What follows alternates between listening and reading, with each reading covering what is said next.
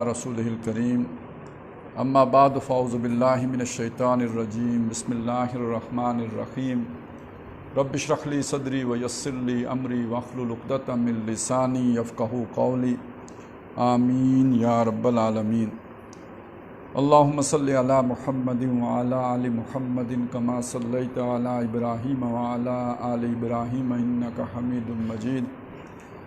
अल्लाहुम्मा बारिक अला मुहम्मदिन व अला आलि मुहम्मदिन कमा बारकता अला इब्राहीम व अला आलि इब्राहीम इन्नका हमीदुम मजीद।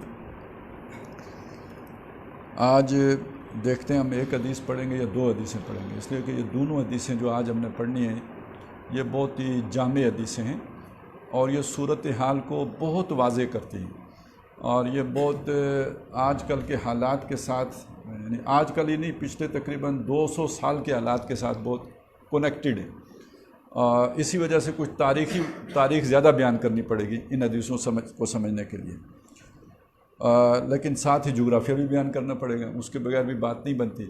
एक चीज़ तो मैंने आपके सामने रख दी थी ना कि ये जो एक ये है कि इराक़ है, एक नजद है, एक यमन है, एक शाम है, जिनका हदीसों में ज़िक्र है। तो अभी हम उस तफसील में नहीं जा रहे। आज हम देखना चाहते हैं ज़रा ज़हन, चूँकि हम अब हिजाज़ की तरफ आ रहे हैं, तो हिजाज़ असल में मुश्तमिल है, ये ज़हन में रखें, मदीना, बल्कि अगर नीचे की तरफ से चलें तो सबसे नीचे ताइफ है, यानी जनूब की तरफ ताइफ, उससे ऊपर नक्शे में ऊपर, सतह समंदर के एतबार से ऊपर नहीं, नक्शे में ऊपर फिर मक्का, उससे ऊपर मदीना, और फिर उसके पीछे चले जाएं तो तबूक। ये जो पट्टी है ये है हिजाज़ की पट्टी, यानी ये इसमें ख़ास तौर पर बड़े शहर, यानी जो मुक़द्दस शहर हैं वो मदीना और मक्का हैं, ये हिजाज़ कहलाता है। और इसके साथ जो है अगर आप यानी मशरिक़ वो बनेगी, उसकी दाएं तरफ नक्शा सामने हो तो उसकी जो दाएं तरफ होगी तो इस तरफ आपको मिल जाएगा रियाज़, और रियाज़ के पीछे फिर मिलेगा दमाम, और उसके साथ मिल जाता है कुवैत। ये यानी एक साइड आ गई। और ये जो आपने हिजाज़ की पट्टी बनाई है तो इसके इस तरफ जो है ना ये समंदर है, बुहरा अख़मर है, यानी अख़मर है, यानी उसकी मगरिब वाली साइड पर, जो जद्दा भी इसी लाइन पे आता है। और इसी लाइन पे आगे जाएं तो तबूक आता है।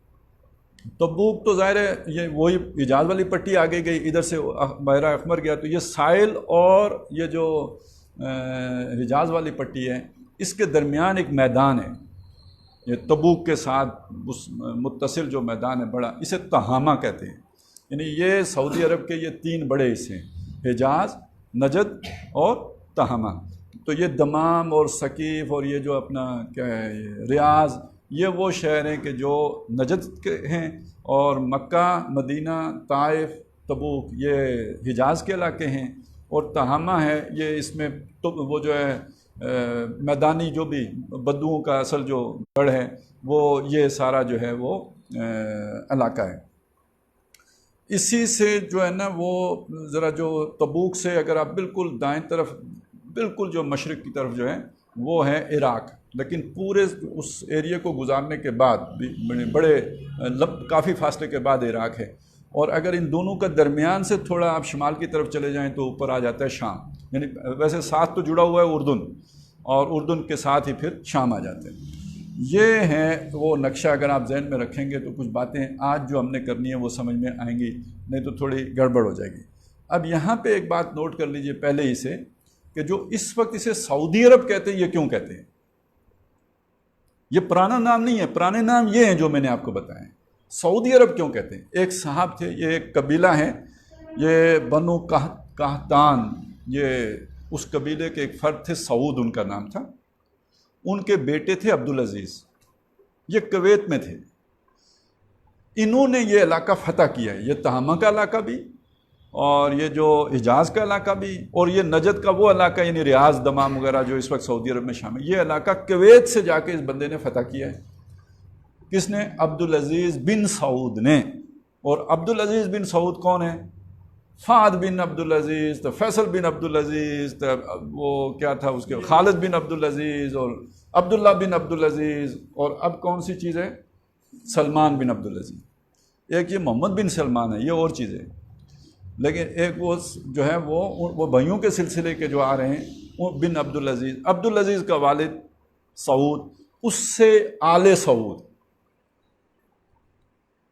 یہ ہماری طرف ہوتے تھے، ہم کہتے ہیں سعودیال، جیسے ہم کہتے ہیں نا موریال کریال، تو سعودیال، تو وہ آل ہم بعد میں لگاتے ہیں، اس آل کے مد کو یہ بنا دیتے ہیں سعودیال، وہ آل پہلے لگا، آل سعود، بات وہی ہے، بس تھوڑے سے آگے پیچھے کا فرق ہو گیا، وہ اسے گراتے نہیں، ہم الف مدہ کو یہ سے بدل دیتے ہیں، وہ جو بھی خاندان چلتا ہے اسی طرح بناتے ہیں، تو یہ آل سعود ہیں، تو اس آل سعود سے بن گیا سعودی عرب، عرب تو اور بھی بہت سے ہیں، تو بہرحال یہ والا حصہ وہ سعودی عرب بنا۔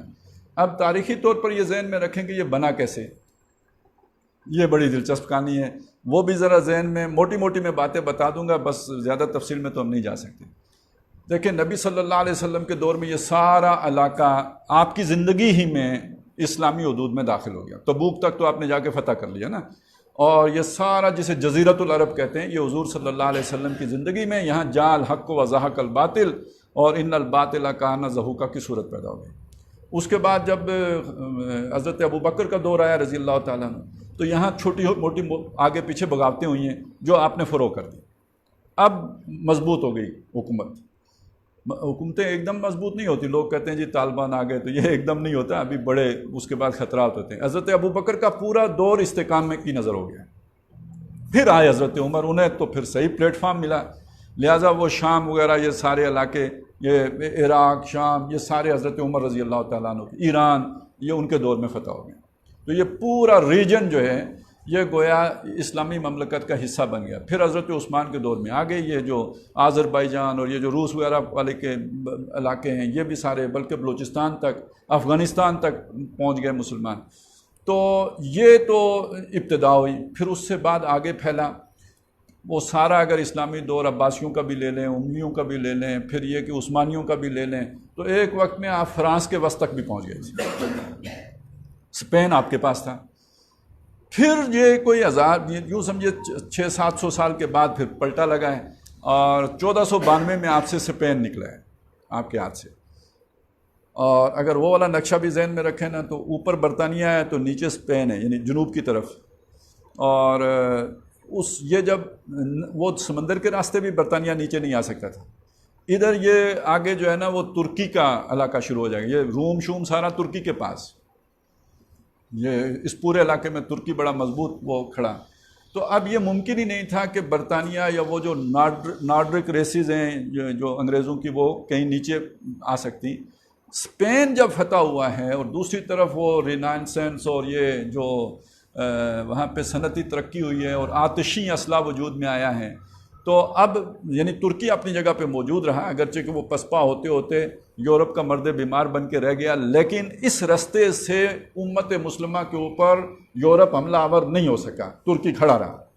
تو ہوا کدھر سے؟ اسپین 1498 میں واسکو ڈی گاما نے راستہ تلاش کیا جنوبی افریقہ کے نیچے سے، ادھر سے گھوم کے وہ انڈیا آ گئے، ترکی ادھر رہ گیا، وہ انڈیا پہنچ گئے، یہاں آ کے پہلے وہ جو بھی مغلوں سے انہوں نے جگہ لی، پھر کرتے کرتے کرتے وہ سراج الدولہ گیا، ٹیپو سلطان گیا، اور 1831 میں تحریک شہیدین گئی، 1857 میں تخت دلی پہ آ کے انگریز بیٹھ گئے۔ اب باقی چیزوں کو چھوڑیں، ادھر موجود ہے، ترکی موجود ہے، یہ پورا جو سعودی عرب جسے آج ہم کہتے ہیں، اس کے ساتھ یہ جو شام کا علاقہ ہے، بیت المقدس ہے، یہ سارا ابھی ترکی کے پاس ہے، یہاں انگریز نہیں پہنچا ہے، ہدف ہے ان کا یہاں پہنچنا، یہاں پہنچا نہیں ہے۔ تو پھر معاملہ یہ ہوا کہ یہ 1900 یعنی یہ جو 1900 کے آس پاس، یعنی 1800 کا اختتام اور 1900 کا شروع، ادھر وہ دور ہے جو ادھر لارڈ کرزن کی وہ تھی، وائس رائے تھا، اس کے دور کا ایک واقعہ ہے،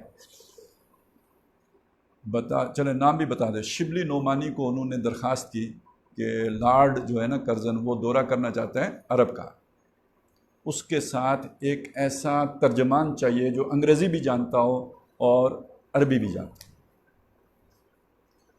تو شبلی نعمانی صاحب نے اپنے شاگرد مولانا حمید الدین فراہی صاحب کی خدمات انہیں پیش کی، جن کو ہمارے غامدی صاحب استاد محترم کہتے ہیں نا، یہ اپنا دبستان شبلی کہلاتا ہے نا یہ، تو وہ ان کی وہ سند کیا ہے ان کی، ان کے غامدی صاحب کے استاد ہیں مولانا امین حسن اصلاحی، یہ ان کا دعویٰ ہے، نہیں چھوڑیں، ان کا دعویٰ ہے کہ وہ ان کے استاد ہیں۔ مولانا امین حسن اصلاحی کے استاد ہیں مولانا حمید الدین فراہی، اور وہ زیر اثر تھے مولانا شبلی نعمانی کے۔ شبلی نعمانی نے حمید الدین فراہی سے کو جوڑ دیا لارڈ کرزن کے ساتھ، وہ لے کے انہیں چلے گئے۔ مولانا اصلاحی صاحب یہ بات کہتے ہیں، اور اس کے جو میں آپ کو سنا رہا ہوں تو میں نے ڈاکٹر اسرار احمد صاحب سے سنی ہے، اور ڈاکٹر اسرار احمد نے براہ راست یہ مولانا امین حسن اصلاحی سے سنی ہے۔ انہوں نے خود انہیں بتایا کہ حمید الدین فراہی صاحب ذکر کیا کرتے تھے اس دورے کا، اور پریشان رہتے تھے، اور کہتے تھے بڑا غلط کام ہوا، بڑا غلط کام ہوا، بہت غلط ہوا، لیکن بتایا ساری زندگی نہیں کہ ہوا کیا۔ ٹھیک ہے، یہ ایک گمنام تاریخ کی گواہی ہے جو میں نے آپ کے سامنے رکھی ہے۔ بتایا ساری زندگی نہیں کہ ہوا کیا، لیکن یہ کہ کچھ ہوا جو وہ سمجھتے تھے کہ ٹھیک نہیں ہوا۔ تو جناب یہ 1915 ہے کہ جس میں شریف حسین جو والی مکہ ہے، یعنی سلطنت عثمانیہ کا جو گورنر ہے مکے میں، حجاز کا جو گورنر ہے، حجاز ہی کا نہیں پورے اس ایریے کا جو گورنر ہے، اس نے اندر خانے انگریزوں کے ساتھ صلح کر لی۔ اب سمجھ گئے کہ برا ہوا، یہ تو تاریخی شہادت ہو گئی، وہ میں نے آپ کو وہ شہادت تھی جو تاریخ پر مرتسم نہیں ہے، لکھی ہوئی نہیں ہے، لیکن اس کے یہ نقوش دیکھ لیں۔ ویسے اس کو ایک اور کتاب بھی کنیکٹ کرتی ہے، اگرچہ کہ اس میں بہت ساری چیزیں اور بھی لوگوں نے جوڑ دی، اس میں کچھ تعصبات بھی آ گئے ہیں، وہ ایک خاص مسلک نے چونکہ پھیلائی ہے، دوسرے مسلک پر بھی اٹیک کرنا تھا، لیکن یہ کہ یہ انگریزوں اور آل سعود کا جو کنیکشن ہے اس کی طرف جو ہے وہ ایک اور کتاب میں بھی آپ نے سنا ہوگا، لارڈ ہمفرے کے انکشافات۔ تو ویسے اسے کانسپریسی تھیوری میں ڈالتے ہیں کیونکہ وہ ایک گمشدہ کتاب، اس کی ڈائری تھی، بعد میں اس کے مرنے کے بعد نکلی، اب سچی ہے جھوٹی ہے یہ کوئی اتنی مستند شے نہیں ہے، لیکن اس پر مبنی ایک پوری کتاب لکھ دی گئی ہے، لارڈ ہمفرے کے انکشافات۔ تو یہ کنیکشن ہو گیا جناب جو عرب میں لوگ رہتے تھے ان کا انگریزوں کے ساتھ۔ 1915 میں کس کا؟ شریف حسین والی مکہ، گورنر مکہ کا، اس کا ہو گیا۔ 1916 میں بغاوت ہو گئی ترکوں کے خلاف، اور اس کے شریف حسین اس پورے علاقے کا وہ تھا گورنر، لہٰذا اس کا ایک بیٹا شام میں، ایک بیٹا اردن میں، ایک بیٹا جو ہے یہاں جو اب سعودی عرب کہلاتا ہے یہاں پہ، یہ سارے اس علاقے میں بغاوت ہو گئی۔ اس بغاوت نے جو نتیجہ نکالا وہ یہ کہ ترک یہاں سے پسپا ہو گئے۔ یہ پہلی دفعہ ہوا کہ ترکوں کو یہاں سے پھر اب نکلنا پڑا الٹیمیٹلی، اور یہ علاقہ جو ہے ایک طرح سے جو ہے وہ طوائف الملوکی کی نظر ہو گیا، اور اس دور میں پھر انگریز نے یہاں پہ اپنا تسلط جماعت شام وغیرہ پر بھی قبضہ کر لیا، یہ بیت المقدس وغیرہ یعنی وہ ان کے پاس چلے گئے۔ پھر مختلف ہیلوں بانی سے 1917 ہے نا جس میں انہوں نے عیسائی یہودیوں کو اجازت دی ہے کہ آ کے یہاں آباد ہو سکتے، اس سے پہلے نہیں ہو سکتے تھے۔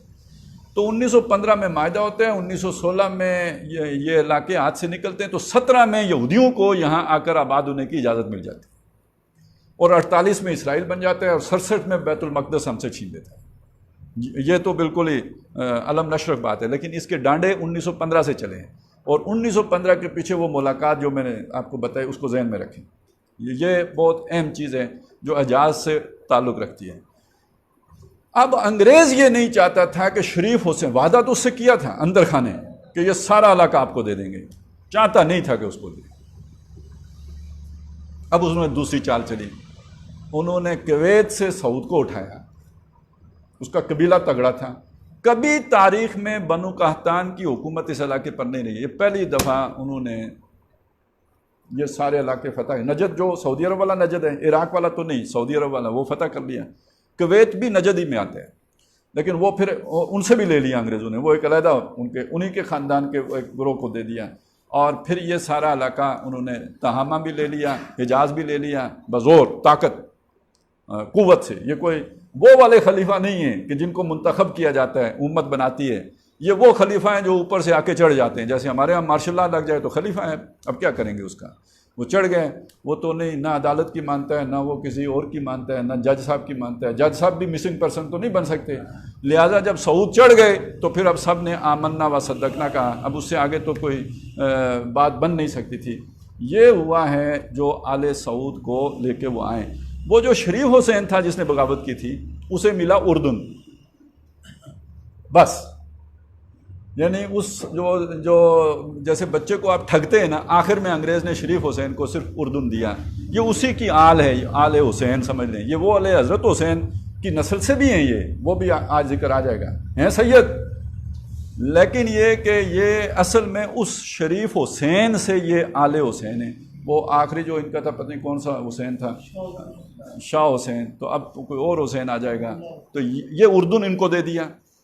اور یہ والا جو ہے نا سعودی عرب، یہ آل سعود کو مل گیا، جن کے یہ بادشاہوں کے نام میں نے آپ کو یہ تیسری نسل ان کی چل رہی ہے، وہ آخری بڈھا بابا رہ گیا ہے، محمد بن سلمان چوتھی نسل ہے، یعنی سعود عبدالعزیز پہلا تھا، اور عبدالعزیز سے نیچے آ گیا دوسری نسل اس کی آ گئی، یعنی بادشاہوں میں سے وہ اپنا یہ جو شاہ فیصل، اس سے بڑا بھی ایک تھا، وہ بھی نام ہے شاہ فیصل، اور پھر اس کے بعد فہد، اور پھر اس کے بعد جو ہے نا شاہ خالد، پھر فہد، پھر عبداللہ، اور اب یہ جو ہے نا یہ والا جو ہے ابھی جو بھی، تو یہ علاقہ ان کے پاس۔ اب ان کے ساتھ چونکہ حرم بھی ہے، حرمین ہیں، یعنی مدینہ بھی ہے اور مکہ بھی ہے، تو آل سعود تو ایسے نہیں ہے کہ وہ خادم حرمین شریفین بن سکیں، نہ مطلب آپ نے ان کو ٹھپا تو لگا دیا خادم حرمین شریفین کا، لیکن ان کے کرتوت تو خادم حرمین شریفین بننے والے نہیں تھے، پہلے بھی نہیں تھے، اب بھی نہیں ہے۔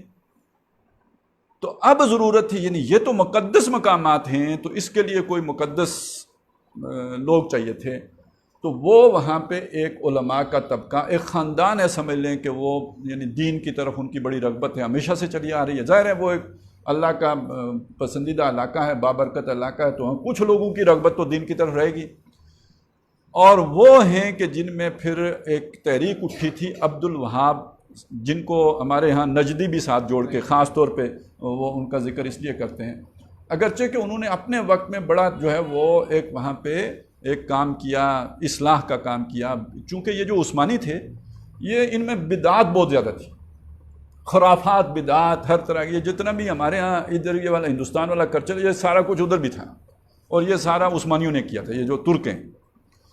تو اب وہ اٹھے اور انہوں نے پھر یہ اکھاڑ بچھاڑ شروع کی، یہ ابھی بھی آپ سنتے ہوں گے نا، ہمارے ہاں ایک یوم انہدام جنت البقیع منایا جاتا ہے، شیعہ مناتے ہیں، تو یہ انہوں نے پورے جنت البقیع اکھاڑ دی تھی، یہ جب آئے تھے نا وہ، یہ وہاں کی جماعت جو اشاعت التوحید و سنہ والے جب آئے تو انہوں نے پھر وہ سارا کچھ ملیا میٹ کر دیا۔ یہ تو حضور کی جو ہے روزہ مبارک بچ گیا، وہ بھی بہت ہندوستان تک احتجاج ہوا، تب بچت ہوئی، نہیں تو انہوں نے سب ملیا میٹ کر دینے تھے۔ تو بہرحال جوشیلی تحریک تھی ایک زبردست، ان کو جوڑا سعود کے ساتھ، تو یہ آل شیخ کہلاتے ہیں، وہ آل سعود، یہ آل شیخ، ان کی بن گئی سعودی عرب میں ایک کی مذہبی اجارہ داری اور دوسرے کی بن گئی سیاسی اجارہ داری، اور ان کا ہو گیا پیکٹ۔ اور یہ ذہن میں رکھیں، یہ جو ہم لفظ استعمال کرتے ہیں اہل حدیث، تو ہمارے 3 ائمہ اہل حدیث ہیں، امام شافعی، امام مالک، امام احمد بن حنبل رحمہم اللہ، یہ سارے اہل حدیث ہیں، ان کے لیے اہل حدیث کا لفظ ٹھیک نہیں ہے۔ جیسے ہمارے ہاں بعض لوگ جو منکرین سنت ہیں انہیں کہتے ہیں اہل قرآن، بھئی ہم کوئی اہل قرآن نہیں ہیں، نہ ہم قرآن والے نہیں ہیں، تو اہل قرآن ہم سب ہیں، ہم میں سے جو منکرین سنت ہیں وہ کیوں اہل قرآن، وہ منکرین سنت ہیں۔ اسی طرح سمجھ لیجئے کہ یہ اہل حدیث ہم سب ہیں، کوئی ہم حدیث سے ہٹ کر چلنے والے ہیں کیا؟ تو اہل حدیث ہم سب ہیں، البتہ یہ وہ لوگ تھے کہ جنہوں نے کہا کہ جناب ہم کسی کی تقلید نہیں کریں گے، تو ان کو غیر مقلد کہنا چاہیے۔ یہ بہت تھوڑے ہیں، سعودی عرب میں ان کی اکثریت نہیں ہے، وہ شاید امام احمد بن حنبل کے ہیں، یا مجھے اب ذہن سے نکل گیا، لیکن یہ کہ زیادہ تر تو وہاں پہ جو علماء ہیں وہ مقلد لوگ ہیں، تو لیکن اوپر لا کے بٹھا دیے گئے وہ والے جو جن کا مسلک وہ تھا جو پوری امت میں کسی اور کا نہیں تھا۔ یہ بات آپ کو ذرا سمجھ آئے گی اگر آپ کون سی کتاب پڑھیں. ویسے اس کو تو اس میں نے بھی تھوڑا بہت لکھا ہے وہ ارشد القادری نے، وہ زلزلے والے نے.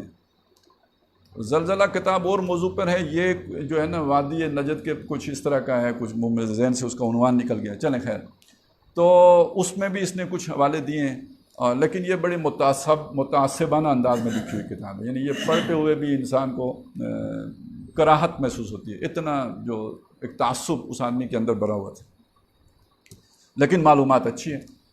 اس کے بعد اس پورے عرصے میں جو سعودی عرب کا کردار رہا ہے، یہ اگر سمجھنا ہو تو عمران حسین کا ایک مقالہ ہے، ان کا پی ایچ ڈی کا مقالہ ہے، اس کی اردو ٹرانسلیشن آ گئی ہے. وہ تو انگریزی میں، اس کی اردو ٹرانسلیشن استنبول سے رباط تک.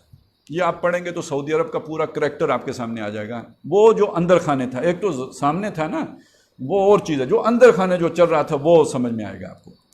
اب یہ ساری چیزیں ذہن میں رکھیں تو ہم یہ حدیث پڑھتے ہیں پہلی والی، تو پھر اس کے بعد وہ بات سمجھ میں آئے گی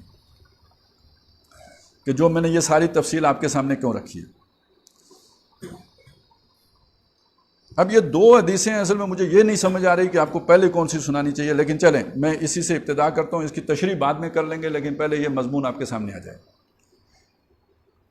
حضرت ذی مخبر رضی اللہ تعالیٰ عنہ اس کے راوی ہیں. قال سمعت رسول اللہ صلی اللہ علیہ وسلم، وہ فرماتے میں نے سنا رسول اللہ صلی اللہ علیہ وسلم کو یقول ہو کہ وہ فرما رہے ہیں، حضور کو فرماتے سنا، وہ یعنی حضور سے بات نقل کر رہے ہیں.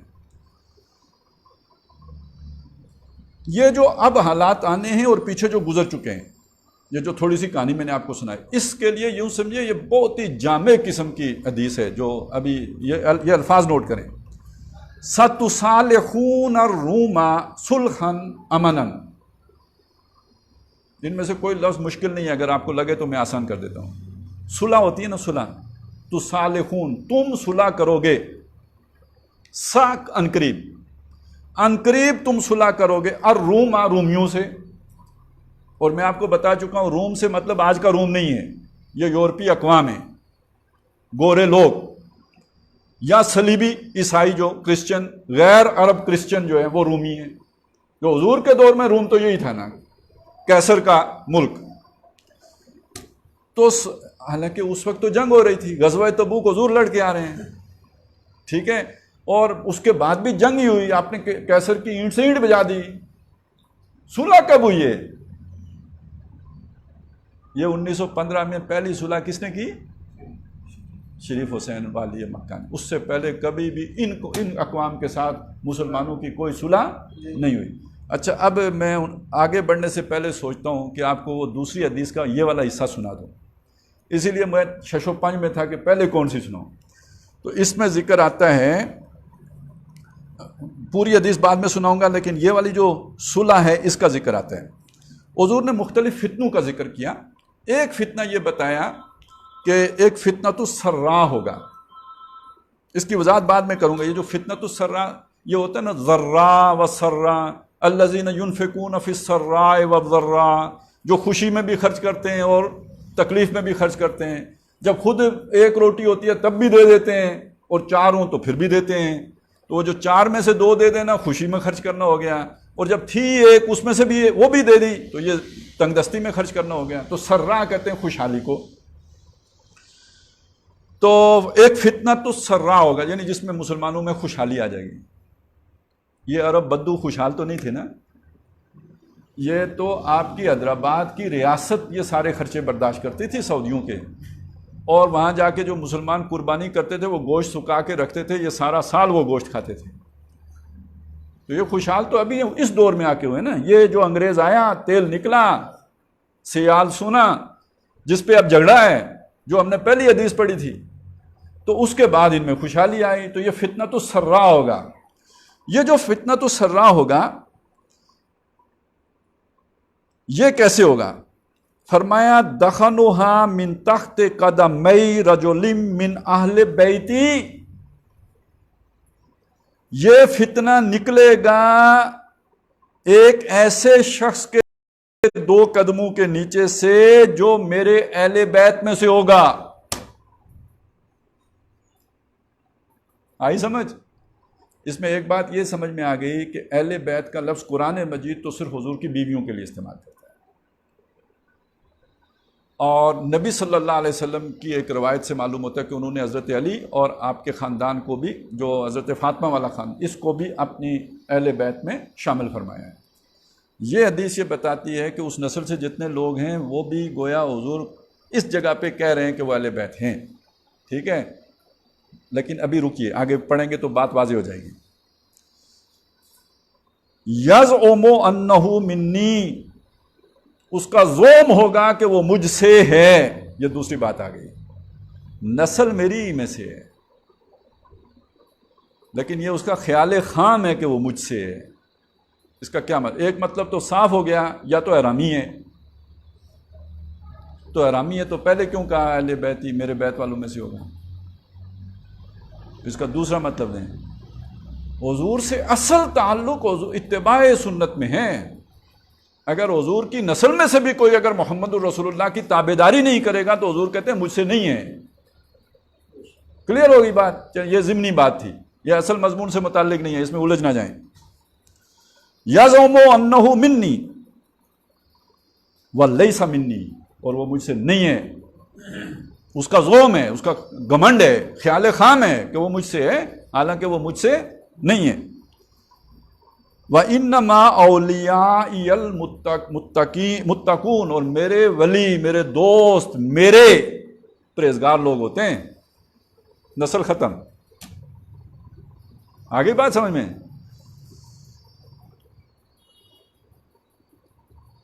اب یہاں پہ اسے روک لیتے ہیں۔ یہ کون شخص ہے جس نے یہ فتنۃ السرا برپا کیا؟ یہ حضور کی نسل سے ہے، حضور کے طریقے سے نہیں ہے، اور یہ شریف حسین والی مکہ ہے۔ اب میں نے کہا اس شریف حسین والی مکہ سے کس نے چھین لیا؟ آل سعود نے۔ آگے ان کا ذکر آگے جی۔ ثم یستلخ الناس رجل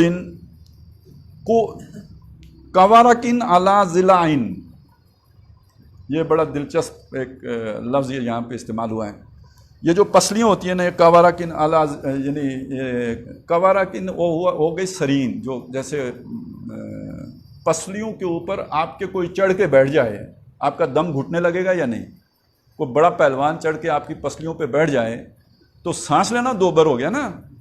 تو یہ ایک اور یہ جو اس کے بعد آئے گا،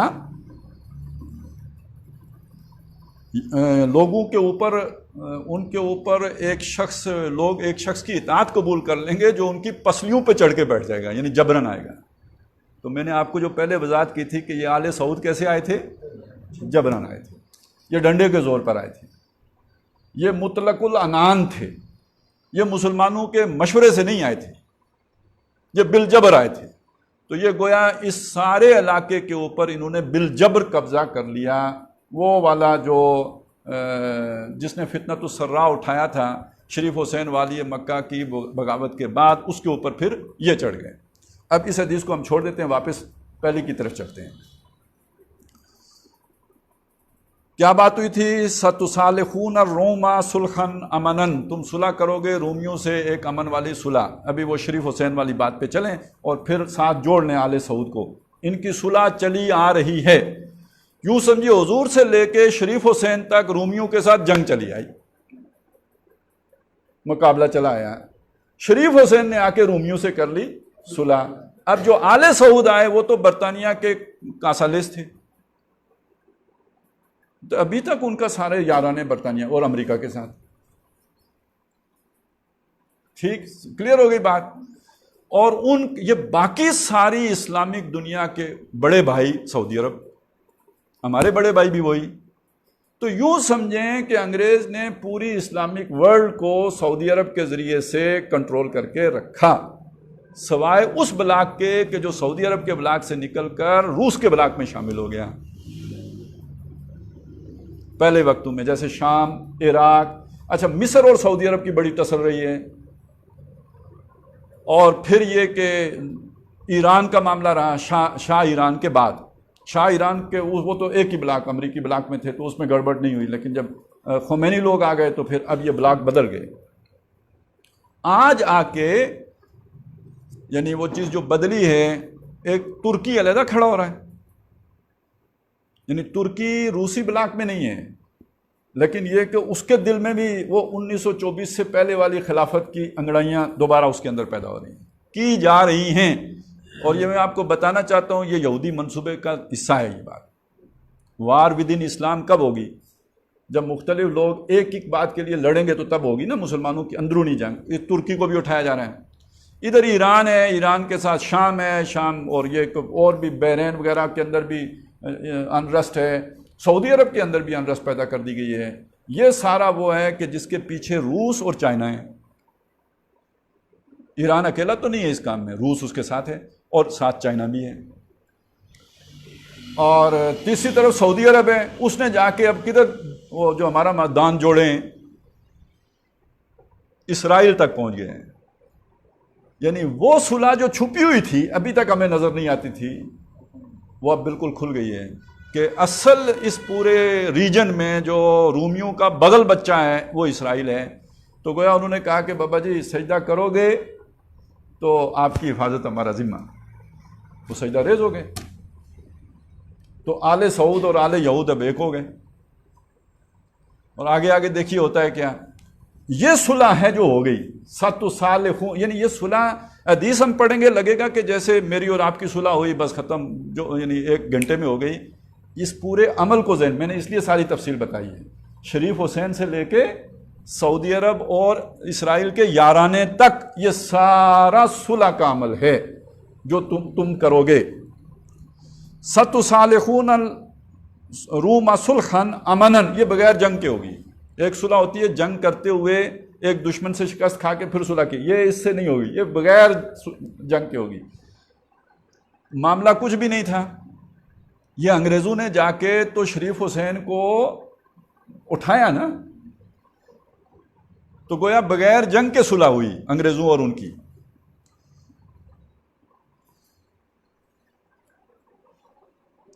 اب اس کے بعد ایک معاملہ ہے جس کا ذکر ہے، فَتَغْزُونَ أَنْتُمْ وَهُمْ عَدُوًا مِّن وَرَائِكُمْ، تو تم لڑو گے، غزوہ کرو گے۔ اچھا، یہ جب غزوہ ہم آج بولتے ہیں تو اس سے مراد ہوتی ہے وہ جنگ جس میں نبی صلی اللہ علیہ وسلم نے شرکت کی۔ اسی لیے جب کبھی کوئی غزوہ ہند کی بات کرتا ہے تو ایک سوال کھڑا ہو جاتا ہے، یار حضور تو اب نہیں ہے، تو یہ عربی میں غزوہ جنگ کو کہتے ہیں، تو یہ تو بعد میں ہم نے اسے خاص کر دیا کہ جس جنگ میں حضور نے شرکت کی ہوگی اس کو ہم غزوہ کہیں گے، اور جس میں حضور نے شرکت نہیں کی اسے حرب کہیں گے یا سرایا کہیں گے، اس کو کچھ اور نام دے دیں گے۔ لیکن جس میں خود یہ مخصوص ہو گیا یہ لفظ غزوے کا، اور اس جنگ کے لیے جس میں حضور نے شرکت کی۔ لیکن حدیثوں میں جب حضور بول رہے ہیں تو اس وقت تک ابھی یہ اصطلاح نہیں بنی ہے، لہٰذا یہ لغوی معنوں میں استعمال ہو رہا ہے، ہر جنگ کے لیے استعمال ہو جائے گا۔ فتغزونا، تو تم جنگ کرو گے، تم بھی، وہم، اور وہ بھی یعنی رومی بھی مل کے جنگ کرو گے، عدوًا، ایک دشمن سے، من ورائکم، جو تمہارے پیچھے ہوگا۔ اچھا جی، اب یہ والا چیز کو ذرا ذہن میں پھر آپ کو اپنا ذہن دوڑانا پڑے گا۔ امت آپ کی پھیلی ہوئی ہے پوری دنیا میں، اب اس کے پیچھے کون سا دشمن آئیڈینٹیفائی کریں گے؟ پاکستان کے اعتبار سے پیچھے دیکھیں تو کچھ، پھر کدھر منہ کر کے پیچھے، بات ہی سمجھ میں نہیں آئے گی۔ اس کا مطلب یہ ہے یہاں ہمیں معین کرنا پڑے گا کہ یہ امت میں سے کچھ خاص لوگوں کی بات ہو رہی ہے، تو یہ بات پوری امت کی نہیں ہو رہی، امت میں سے عربوں کی بات ہو رہی ہے۔ اور عربوں میں سے بھی ہم یہ کیوں نہ مانیں کہ جب بیٹھ کے بات حضور صلی اللہ علیہ وسلم فرما رہے ہیں تو جو ان کے سامنے بیٹھے ہیں انہیں کہہ رہے ہیں تمہارے پیچھے ایک دشمن ہوگا جس سے تمہاری جنگ ہوگی۔ تو یہ کوئی مشرقی کی طرف، یا بلکہ نہیں، مشرق کی طرف نہیں، ہاں ان کی جو ہے نا، ہاں مشرقی کی طرف کی کوئی، یعنی وہ اگر آپ مدینے میں بیٹھے ہوں اور مکے کی طرف آپ نے رخ کیا ہوا ہو تو اب اس سے یعنی حضور صلی اللہ علیہ وسلم جو ہے وہ منبر پہ تشریف فرما ہیں، ہم یہ سوچ رہے ہیں، تو ان سے پیچھے کی بات کی جا رہی ہے۔ تو اب یہ کوئی عراق کا ایریا بنے گا یا اس کے پیچھے کا کوئی ملک بنے گا، مختلف توجیہات کی گئی ہیں، اس کی طرف ہم آتے ہیں۔ تو ابھی یہ ذرا ذہن میں رکھیں، ایک دشمن سے جنگ کرو گے، لیکن یہاں تم سے مراد گویا وہ لوگ ہیں جو نبی صلی اللہ علیہ وسلم کے سامنے، سارے مسلمانوں کی بات نہیں ہو رہی ہے بلکہ عربوں کی بات ہو رہی ہے۔ اور اگر دوسری حدیث کو سامنے رکھ کر کہیں کہ وہ جو صلح کریں گے ان کی بات ہو رہی ہے. صلح سب کی تو نہیں ہوئی نا, صلح تو ان کی ہوئی ہے نا. اور وہ کون تھے؟ وہ جو شریف حسین سے چل کے آل سعود تک آئی ہے. تم صلح کرو. فتن سرونا, اور تم مدد دیے جاؤ گے, یعنی تمہاری مدد ہوگی. وَتَغْنِمُونَ وَتَسْلِمُونَ, اور تم غنیمت حاصل کرو گے اور تم سلامت رہو گے. مطلب کیا ہوا؟ جنگ ہوئی, مدد ملی, یعنی اللہ کی مدد آپ کے وہ کسی بھی صورت میں ہوتی ہے. اللہ کی مدد ضروری نہیں کہ فرشتوں کی صورت میں ہی ہو.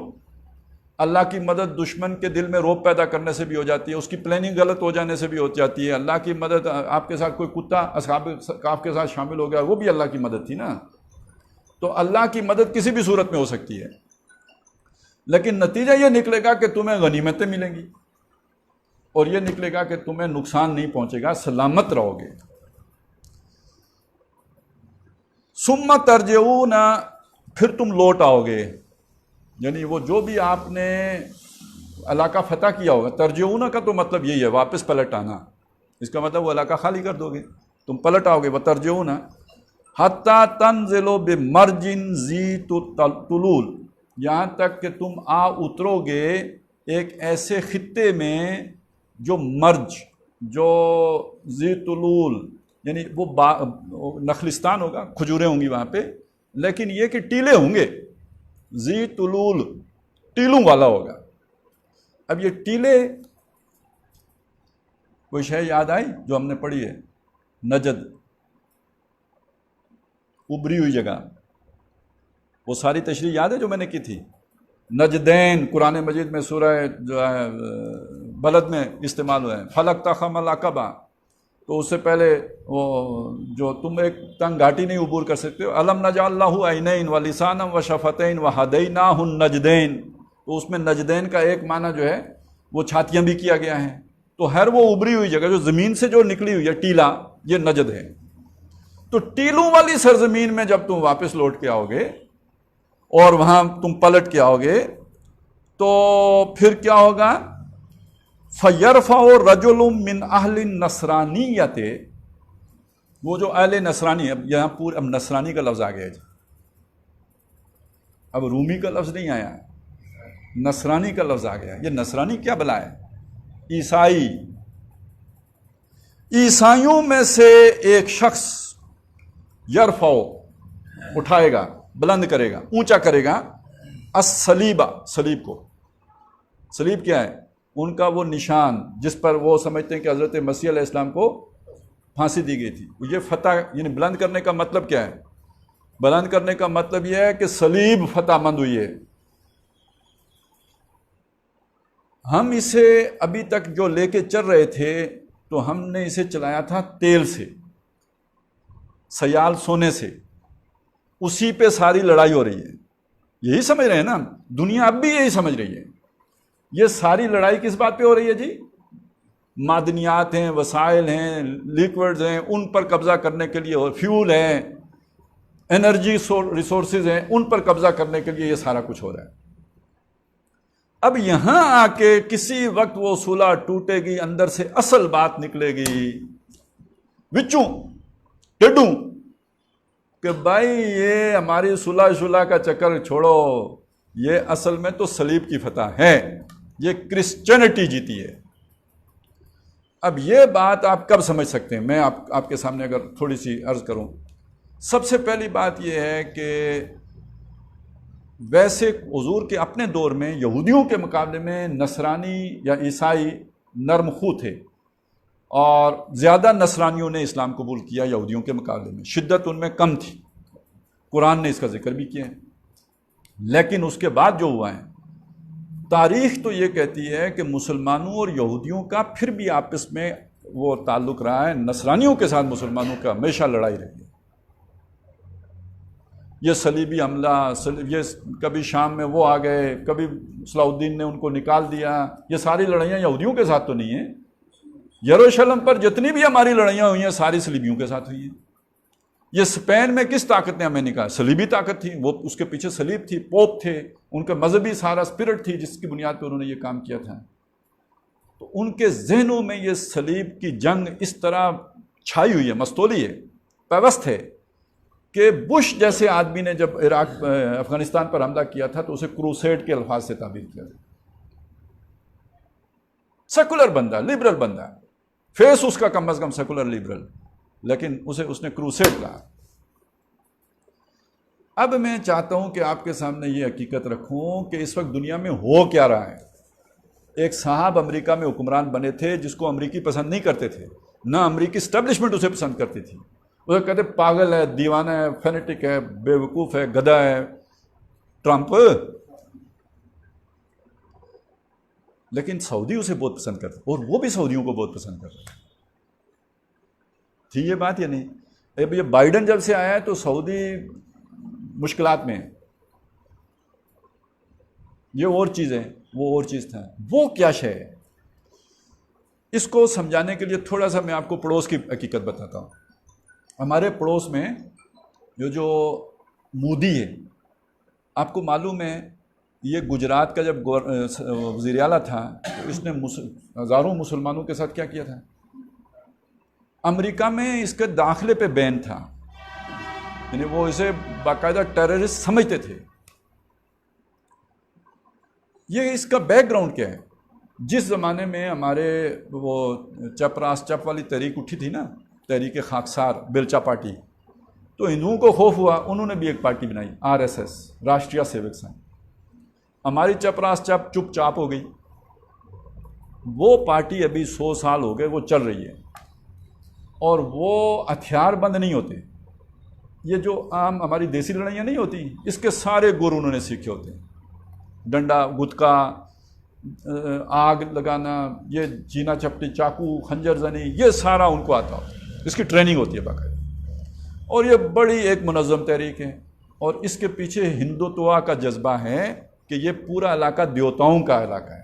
جو ہندوستان دیوتاؤں کی سرزمین ہے، اور پاک پوتر سرزمین، دیوتاؤں کی سرزمین ہے تو پاک پوتر ہے. جو بھی دیوتا کو نہیں مانتا وہ پلید ہے. اس سرزمین کو پلید سے پاک کرنا ہے، یعنی بالفاظ دیگر ہر غیر ہندو سے پاک. یہ صرف مسلمانوں سے کا مسئلہ نہیں ہے، کیا عیسائی اور کیا دوسرے اور تیسرے، سب اس کا صفایا کرنا ہے. یہ الٹیمیٹ گول ہے ان کا. انہی کے بندے نے گاندھی کو مارا تھا. یہ کوئی نئی تحریک نہیں ہے. اب یہ اتنے طاقتور ہو گئے ہیں کہ ان کی حکومت ہے. کانگریس تو یوں سمجھیے وہ بیچاری پیپلز پارٹی سے بھی نیچے چلی گئی، برا حال ہو گیا اس کا. کانگریس ایک پیور سیکولر پارٹی تھی، اگرچہ کہ اس کے اندر بھی یہ چیزیں تھیں، تعصب تھا، لیکن بہرحال وہ گاندھی کی اس کے اندر اثرات بھی تھے. یہ ایک پکی مذہبی جماعت ہے، اور اب وہ حکومت میں ہے. ٹرمپ جو شے تھی وہ یوں سمجھیے کہ مودی کی فوٹو کاپی تھی،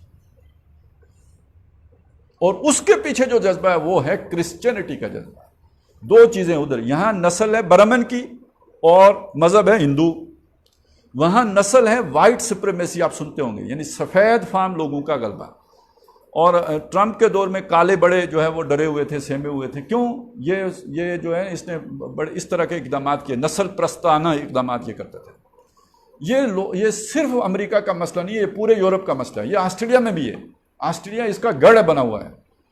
نیوزی لینڈ میں مسجد میں گھس کے جس بندے نے مسلمانوں کو مارا تھا وہ اسی وائٹ سپریمیسی تحریک ہی کا ایک بندہ تھا.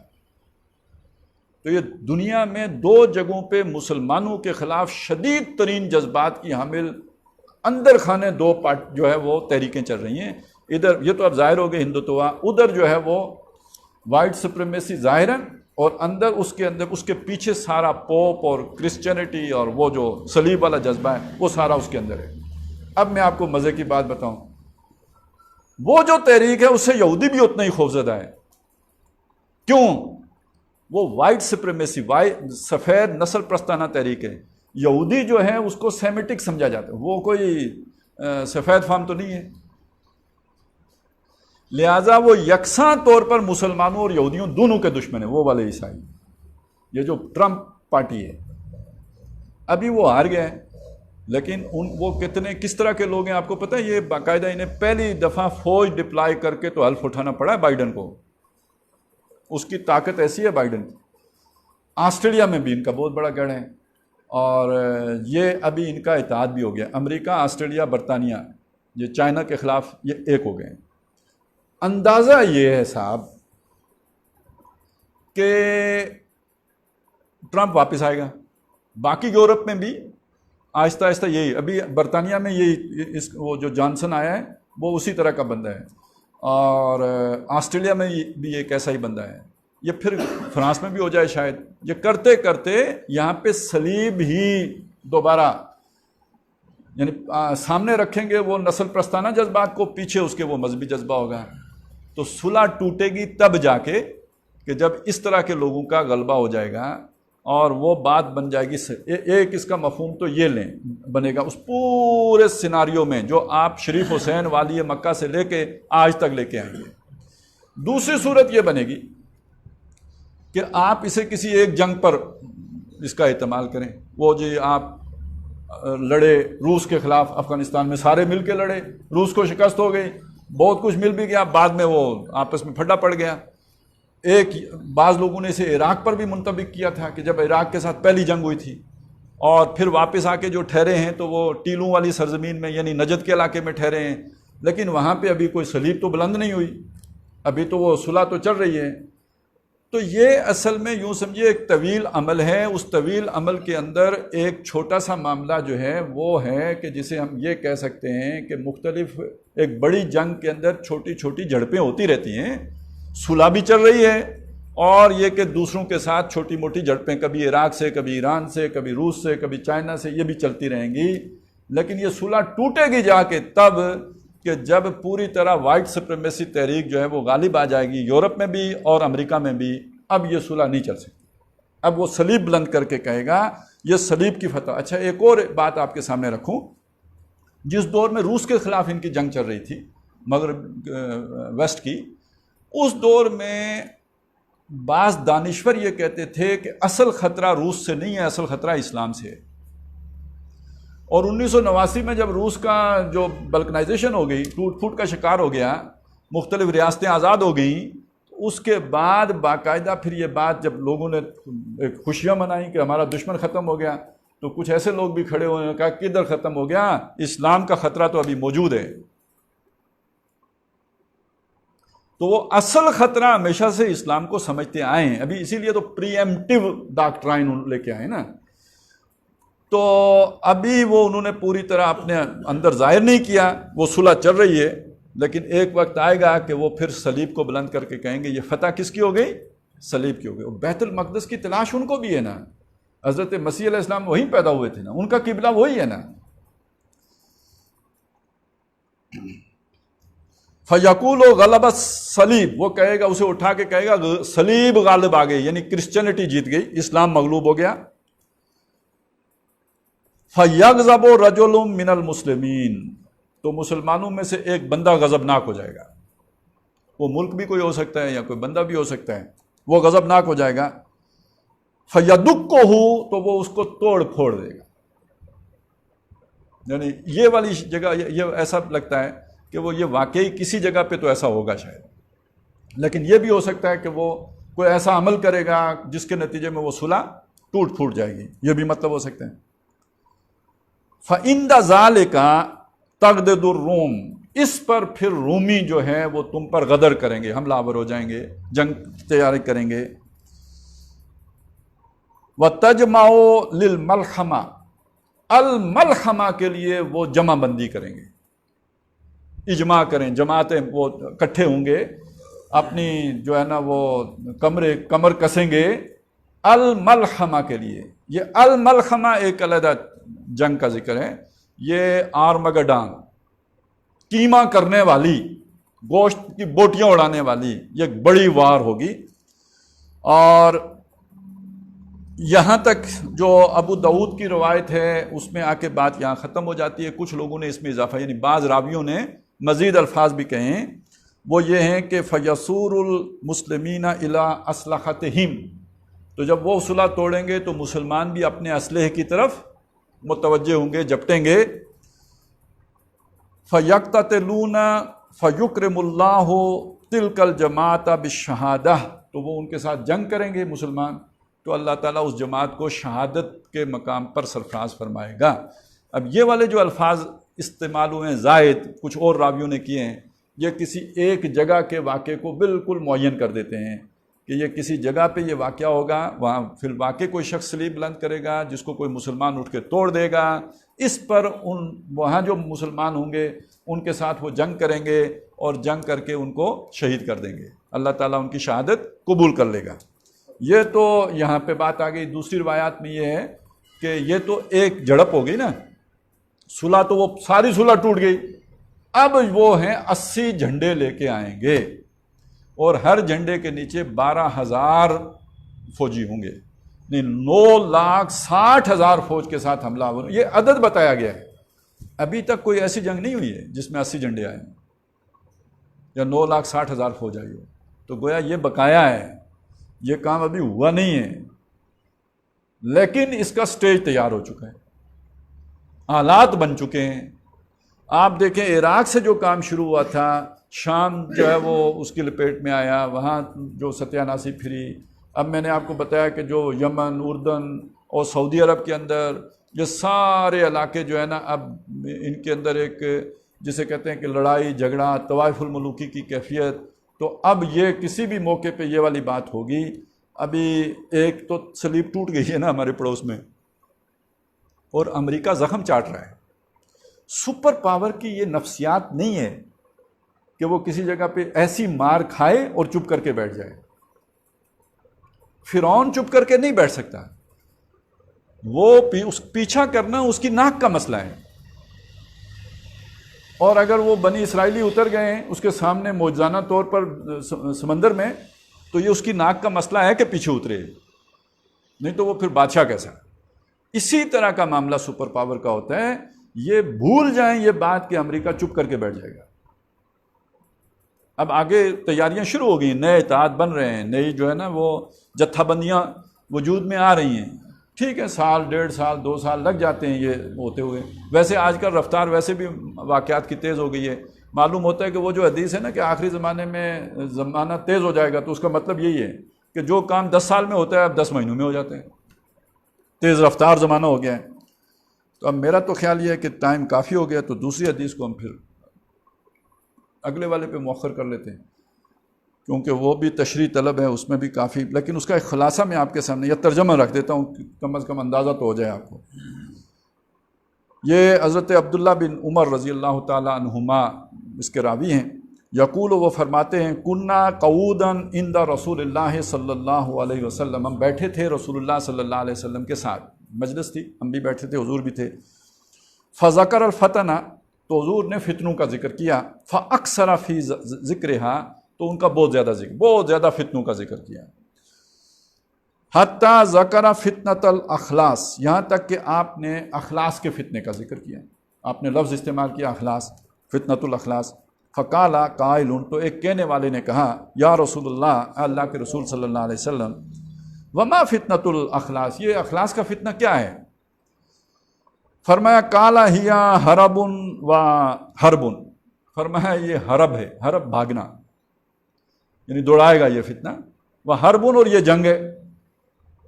یہ اگر وہ حدیثیں یاد ہو نا، آگ ہوگی تو جہاں وہ صبح کریں گے تو وہ 7 صبح کریں گے، وہ دوڑائے گی بھی جنگ اور جنگ بھی ہوگی۔ ثم فتنۃ السراء، یہ میں آپ کو ابھی سنا چکا ہوں، پھر آسائش کا فتنہ آ جائے گا، سہولت کا فتنہ آ جائے گا۔ دخنھا من تحت قدمی رجل من اہل بیتی یزعم انہ منی ولیس منی وانما اولیائی المتقون ثم یستلخ الناس رجل قورکن علی ضلعین، یہ بھی میں آپ کو سارے سنا چکا ہوں۔ ثم فتنۃ الدہیما، پھر اس کے بعد دہیما کا فتنہ آئے گا، اب وہ کیا ہے وہ اس وقت ہم اس میں نہیں جا رہے۔ لا تدعو احدا، وہ نہیں چھوڑے گا کسی کو بھی، من ہذہ الامہ، اس امت میں سے، یعنی یہ صرف عرب کا فتنہ نہیں ہے، یہ ہر گھر میں داخل ہونے والا فتنہ ہوگا۔